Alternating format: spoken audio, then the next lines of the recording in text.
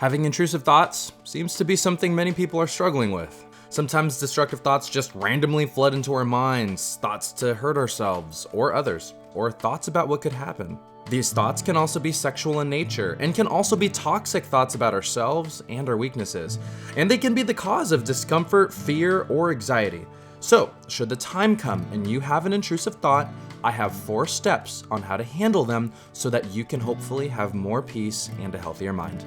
Step number 1, respond with assertiveness. 2 Corinthians chapter 10, verses 4-5. For the weapons of our warfare are not carnal, but mighty in God for pulling down strongholds, casting down arguments and every high thing that exalts itself against the knowledge of God, bringing every thought into captivity to the obedience of Christ. In this passage, Paul explains to the church that the weapons Christians are to use aren't of the flesh, but are of God and are powerful.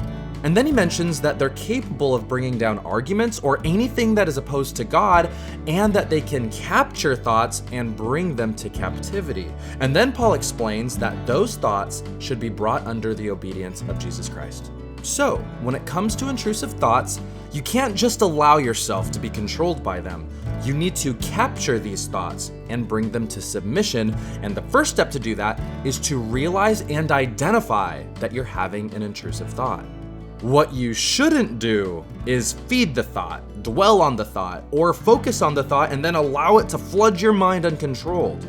So when you find your mind getting flooded with these thoughts, first acknowledge that what you're going through is an intrusive thought, and then think this thought needs to be captured and brought under control.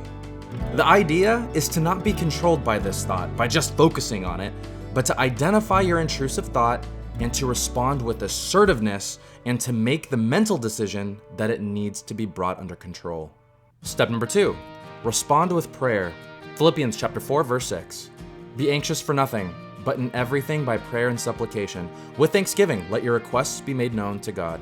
In this passage, Paul is commanding the church of Philippi to not be worried about anything, but to instead respond with prayer, supplication, and thanksgiving. So, the next thing you do after you realize that your intrusive thought needs to be controlled is to give it to God. And you can pray a prayer like this: God, I'm thinking this thought, and I don't want to think this thought, so please help me to control it. The key here is to try to flood your mind with God instead. Intrusive thoughts attempt to take control of your focus and get you to only think this bad thought. So once your mind starts flooding with these intrusive thoughts, you need to switch the floodgate and to try to flood your mind instead with things of God. And I found that the best way to do this is through step number 3, which is to respond with gratitude. Philippians chapter 4, verses 8-9. Finally, brethren, whatever things are true, whatever things are noble, whatever things are just, whatever things are pure, whatever things are lovely, whatever things are of good report, if there is any virtue and if there is anything praiseworthy, meditate on these things. The things which you learned and received and heard and saw in me, these do, and the God of peace will be with you. In this passage, Paul tells Christians to meditate on things that are true, noble, just, pure, lovely, and things that are overall just good. So if you want to flood your mind quickly with things that are of God, pray prayers of thanksgiving. I mean, if your mind wants to hyper-focus on something, that's fine, so let your mind hyper-focus on something healthy and good.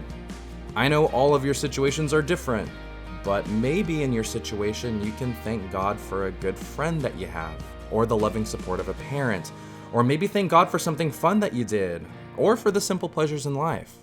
You know, back when I was in college, one of my teachers gave me the assignment to write down 1,000 things that I'm thankful for. And while at first I thought it was too difficult, I soon found that I had a lot to be thankful for. And pretty soon it just became a habit to see things in my life that I took for granted, and then to smile in thanksgiving, and then to acknowledge God for that blessing. And soon I finished that list. So I know that intrusive thoughts can be overwhelming, but try to respond immediately with quick prayers of things that you're thankful for. And once you find 1 or 2 or 10, try to focus on those blessings instead, and let those thoughts fill your mind. And for some reason, if that doesn't work, I have one more step for you. So step number 4, respond with action. Mark chapter 12, verse 30. And you shall love the Lord your God with all your heart, with all your soul, with all your mind, and with all your strength. In this passage, Jesus tells us that the first commandment is to love God with all your heart, soul, mind, and strength. And what I want you to focus on here is the word strength. You see, a person is more than just their mind, soul, and heart. They also have a body that holds all of these things. And one observation that I've noticed in my life is that my mind is connected to my body. So how well I take care of my body will affect how I think. So please note that Jesus says we ought to love God not with just our mind and heart, but also with our physical strength. So if you are struggling to control a thought, I would suggest that you try to respond by physically doing something for God. Maybe you call a friend to encourage them, or maybe you exercise while thanking God for your health, or maybe you watch a Bible study to learn more, or you listen to some praise and worship music to ease your mind. All of that to say, one way to help control your mind is to express your love for God by physically doing something, so that hopefully your mind will be forced to think about that thing instead. And as a final thought, if intrusive thoughts are a regular thing for you, try to fill your life with more of God. John the Baptist says in John chapter 3, verse 30, that he, Jesus, must increase, but I must decrease. You see, John the Baptist understood that he needed more of Jesus and less of himself. So I would be mindful of how much social media, TV shows, movies, or music enters your mind. Oftentimes, our brain's thoughts can have less negative thoughts if we put less trash into it. So maybe we should make it a point to fill our minds with things that can uplift our soul and make our heart smile. So, if you get an intrusive thought, don't freak out. Everybody gets random destructive thoughts from time to time.